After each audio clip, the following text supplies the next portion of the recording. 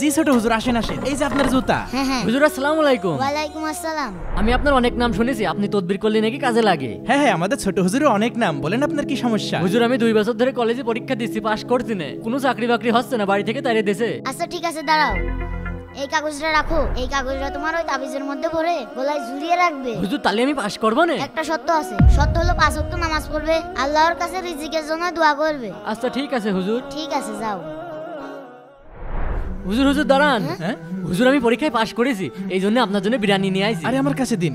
হুজুর আমি এত পড়াশোনা করে পাশ করতে পারলাম না, কিন্তু আপনার তাবিজতে খুব পাওয়ার, আমি একবারে পাশ করে গেলাম। মাশাআল্লাহ, খুব ভালো কথা। এবার ওই তাবিজ থেকে কাগজটা বের করো। জি হুজুর। তাবিজে কি লেখা আছে?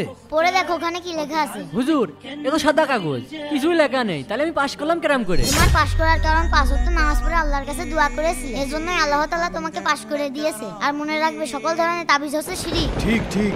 হ্যাঁ হুজুর আমি বুঝতে পারিছি, আজ থেকে আমি 5 ওয়াক্ত নামাজ পড়বো আর শুধুই আল্লাহর কাছেই যাবো। ইনশাআল্লাহ। আর এই তাবিজ আমি ফেলে দিলাম। আচ্ছা ভাই আসি, আসসালামু আলাইকুম। ওয়ালাইকুম আসসালাম। হুজুর আসেন।